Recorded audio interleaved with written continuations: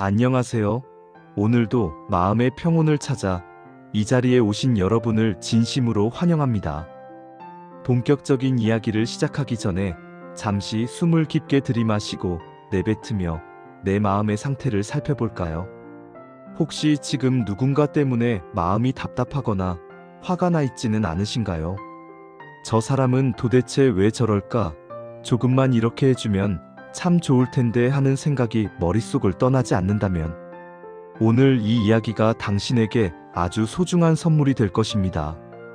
내용이 마음에 닿는다면 구독과 좋아요로 이 따뜻한 마음을 함께 나누어 주세요. 여러분의 응원은 더 많은 분에게 마음의 휴식을 전하는 큰 힘이 됩니다. 우리는 살아가면서 수많은 사람을 만납니다. 부모님과 형제, 친구, 그리고 학교 선생님이나 직장 동료까지 정말 다양한 인연이 얽히고 설키며 살아가지요. 그런데 이 관계들 속에서 우리를 가장 힘들게 하는 것이 무엇일까요? 돈이 없어서일까요? 아니면 일이 너무 많아서일까요? 사실 우리를 가장 괴롭히는 것은 내 곁에 있는 사람이 내 마음 같지 않다는 사실입니다. 내 아이가 공부를 조금 더 열심히 했으면 좋겠고, 내 친구가 내 기분을 조금 더 잘 헤아려 줬으면 좋겠고, 내 배우자가 내 방식대로 집안일을 도와줬으면 좋겠다는 그 작은 바람들 말입니다. 우리는 이것을 사랑이라고 부르기도 하고 조언이라고 부르기도 합니다. 하지만 금강경의 눈으로 보면 이것은 사랑이 아니라 내가 만든 틀에 상대를 가두려는 욕심입니다. 금강경에서는 상이라는 말을 아주 중요하게 다룹니다. 상이란 내가 머릿속으로 그려놓은 고정된 이미지나 관념을 말합니다. 우리는 상대방을 바라볼 때 있는 그대로의 모습을 보는 것이 아니라 내가 만들어 놓은 착한 사람의 상이나 유능한 사람의 상, 혹은 내 말을 잘 듣는 사람의 상을 겹쳐서 봅니다. 그리고 상대방이 그 그림에 딱 들어맞지 않으면 그때부터 화가 나고 답답해지기 시작합니다. 마치 네모난 구멍에 동그란 막대기를 억지로 끼워 넣으려는 것과 같습니다. 아무리 힘을 써도 들어가지 않고 결국 막대기가 부러지거나 내 손만 아플 뿐입니다. 상대방을 내 뜻대로 바꾸려는 노력은 결국 내 머릿속에만 존재하는 환상을 현실에 강요하는 행위입니다. 이것이 바로 부처님이 말씀하신 고통의 시작이자 우리가 관계에서 늘 상처받는 근본적인 이유입니다. 어린 친구들에게는 이렇게 설명해보고 싶어요. 친구와 레고 놀이를 한다고 생각해보세요. 나는 멋진 성을 만들고 싶은데 친구는 자꾸 자동차를 만들자고 합니다. 그때 내가 친구의 손을 억지로 끌어당겨서 성을 만들게 하면 친구 기분은 어떨까요? 친구는 아마 재미가 없어서 금방 집에 가고 싶어 할 거예요. 나도 친구와 즐겁게 놀고 싶었는데 결국 친구의 마음은 떠나버리고 나만 혼자 남게 됩니다. 어른들의 세계도 다르지 않습니다. 내가 정해놓은 정답을 상대에게 들이밀며 그대로 행동하라고 강요하는 순간 상대는 마음의 문을 닫아버립니다. 사람의 마음은 바람과 같아서 억지로 붙잡으려 하면 할수록 더 멀리 달아나려 합니다. 내 뜻대로 바꾸려는 그 소나기에 힘을 꽉 줄수록 상대방과의 거리는 더 멀어지게 된다는 이 역설을 우리는 반드시 기억해야 합니다. 그렇다면 어떻게 해야 이 괴로운 집착에서 벗어날 수 있을까요? 금강경은 아상을 버리라고 가르칩니다. 아상이란 나라는 존재가 특별하다거나 내 생각이 무조건 옳다는 착각을 말합니다. 내가 옳다는 생각에 갇혀 있으면 상대방은 틀린 사람이 됩니다. 내가 정답을 쥐고 있으니 상대방은 고쳐야 할 대상이 되어버리는 것이지요. 하지만 잠시만 멈춰서 생각해 보세요. 세상에 절대적인 정답이 있을까요? 산 정상으로 올라가는 길이 하나가 아니듯 사람마다 각자의 속도가 있고 각자의 삶의 방식이 있습니다. 내가 보기에는 느리고 답답해 보여도 그것이 그 사람에게는 최선의 모습일 수 있습니다. 상대방이 내 뜻대로 바뀌지 않는 것은 그가 나를 무시해서가 아니라 그저 나와 다른 존재이기 때문입니다. 집착을 내려놓는 연습은 아주 작은 것에서부터 시작할 수 있습니다. 누군가 내 마음에 들지 않는 행동을 할 때, 저 사람은 왜 저럴까라고 묻는 대신 저 사람은 지금 저런 모습이구나라고 있는 그대로 인정해 보는 것입니다. 내 입맛에 맞는 음식을 고르듯 사람도 내 취향대로 고쳐 쓰려 하지 마세요. 사람은 물건이 아니라 스스로 피어나는 꽃과 같습니다. 장미에게 왜 백합처럼 향기가 나지 않느냐고 다그친다면 장미는 시들어버릴 것입니다. 장미는 장미대로, 백합은 백합대로 그 자체로 완벽하다는 사실을 받아들일 때 우리 마음에는 비로소 평화가 찾아옵니다. 상대방을 바꾸려 하지 않고 있는 그대로를 존중해 줄 때 놀랍게도 상대방은 스스로 변하기 시작합니다. 강요받지 않을 때 사람은 비로소 마음을 열고 스스로를 돌아볼 여유를 갖게 되기 때문입니다. 결국 관계의 고통을 해결하는 열쇠는 상대방이 쥐고 있는 것이 아니라 내가 쥐고 있습니다. 상대를 바꾸려는 에너지를 나를 돌보는 에너지로 돌려보세요. 그가 내 말을 듣지 않아 화가 난다면 내 안에 어떤 욕심이 나를 이토록 힘들게 하는지 가만히 들여다보십시오. 우리는 가끔 부모라는 이름으로 혹은 친구나 연인이라는 이름으로 상대방의 인생에 깊숙이 개입하려 합니다. 내가 너보다 인생을 더 많이 살았으니까 내 말이 맞아. 혹은 다 너 잘되라고 하는 소리야라는 말들로 우리의 간섭을 정당화하곤 하지요.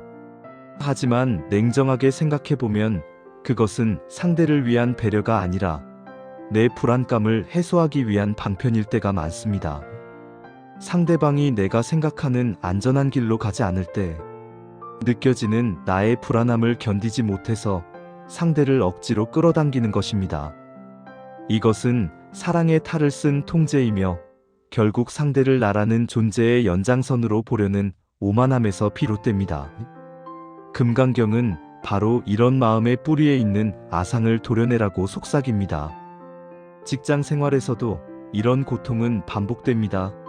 부하 직원이 내 방식대로 일을 처리하지 않을 때, 혹은 동료가 내 가치관과 맞지 않는 행동을 할 때 우리는 속이 타들어갑니다. 내가 생각하는 효율적인 방법이 정답이라고 굳게 믿고 있기 때문입니다. 하지만 우리가 정답이라고 믿는 그 방법조차 사실은 수많은 선택지 중 하나일 뿐입니다. 세상에 절대적인 효율이나 절대적인 옳음은 존재하지 않습니다. 각자의 경험과 환경 속에서 형성된 저마다의 최선이 있을 뿐입니다. 상대방의 방식을 틀린 것이 아니라 다른 것으로 받아들이는 순간 내 안에서 부글부글 끓어오르던 화가 신기하게도 가라앉기 시작합니다. 내 머릿속의 설계도를 상대에게 강요하지 마세요. 상대방은 당신의 설계를 완성하기 위해 태어난 부품이 아니라 그 자체로 고유한 생명력을 가진 우주입니다. 어린아이를 키우는 부모님들은 특히 이 부분에서 큰 어려움을 겪습니다. 아이가 내 기대만큼 따라와 주지 않을 때 부모의 마음은 타들어가고 결국 아이에게 상처 주는 말을 내뱉게 됩니다. 아이가 공부를 잘해서 훌륭한 사람이 되길 바라는 그 마음 자체는 귀하지만 그 결과에 집착하는 순간 아이와의 관계는 지옥으로 변합니다. 아이는 부모의 꿈을 대신 이뤄주는 도구가 아닙니다. 아이는 그저 아이일 뿐이며 자신의 속도대로 세상을 배워나갈 권리가 있습니다. 부모가 아상을 내려놓고 아이를 있는 그대로 바라봐 줄 때 아이는 비로소 정서적 안정감을 느끼고 자신의 잠재력을 꽃피웁니다. 아이를 바꾸려 애쓰는 대신 부모 자신이 평온한 나무가 되어주세요. 나무가 묵묵히 제자리를 지킬 때 새들이 날아와 쉬어가듯 평온한 부모 곁에서 아이는 스스로 바른 길을 찾아가게 됩니다.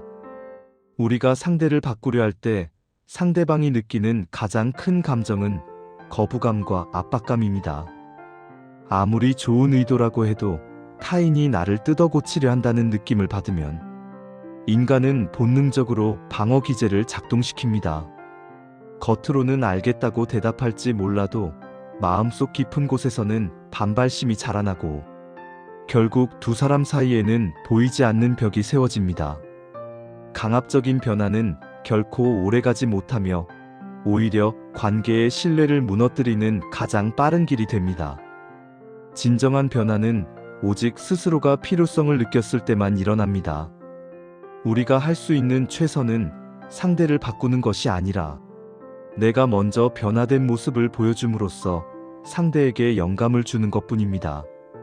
집착을 내려놓는다는 것은 상대를 포기하거나 방치하라는 뜻이 아닙니다.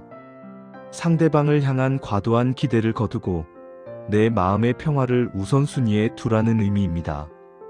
상대가 내 말대로 움직여주지 않아도 나는 여전히 행복할 수 있다는 믿음을 가져야 합니다. 내 행복이 타인의 행동에 저당 잡혀 있다면 나는 평생 타인의 눈치를 보며 일희일비할 수밖에 없습니다.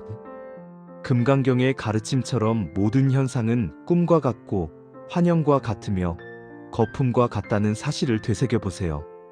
우리가 그토록 집착했던 타인의 모습조차 결국 내 마음이 만들어낸 찰나의 환영일 뿐입니다. 이 사실을 깊이 깨달을 때 우리는 비로소 타인을 내 마음의 감옥에서 풀어주고 나 또한 자유의 몸이 될 수 있습니다. 상대방이 내 뜻대로 바뀌기를 바라는 마음을 멈추는 것은 세상을 향한 가장 큰 자비입니다. 나를 괴롭히던 그 뾰족한 마음을 내려놓고 상대를 따뜻한 시선으로 바라봐 주세요. 그가 실수하더라도, 그가 늦더라도, 그가 나와 다르더라도 그저 살아있음에 감사하며 곁을 지켜주는 것만으로도 충분합니다. 조건 없는 수용이 주는 힘은 그 어떤 강력한 훈계보다 힘이 셉니다. 비워진 마음에는 미움 대신 이해가 차오르고 원망 대신 감사가 깃들게 됩니다. 그렇게 당신이 먼저 평화로워질 때 당신을 둘러싼 모든 인연 또한 평화의 물결 속으로 젖어들게 될 것입니다. 타인의 행동은 내가 어찌할 수 없는 바깥의 날씨와 같습니다. 비가 오면 비를 맞거나 우산을 쓰면 되듯이 타인의 모습이 내 마음에 들지 않는다면 내 마음에 우산을 펼치면 됩니다. 비가 오지 않게 해달라고 하늘에 소리를 지르는 것은 아무런 소용이 없습니다. 내 마음의 날씨를 스스로 조절할 수 있을 때 우리는 어떤 인연을 만나도 흔들리지 않는 단단한 사람이 될 수 있습니다. 그것이 바로 금강경이 우리에게 전하는 진정한 자유의 길입니다. 긴 시간 함께 해주셔서 감사합니다. 오늘 이 이야기가 여러분의 가슴 속에 작은 평화의 씨앗이 되었기를 바랍니다. 상대방을 바꾸려 했던 무거운 짐을 잠시 내려놓고 오늘은 있는 그대로의 당신과 상대방을 따뜻하게 안아주세요. 더 깊은 마음의 평온과 지혜를 함께 공부하고 싶으시다면 구독과 알림 설정을 잊지 마세요.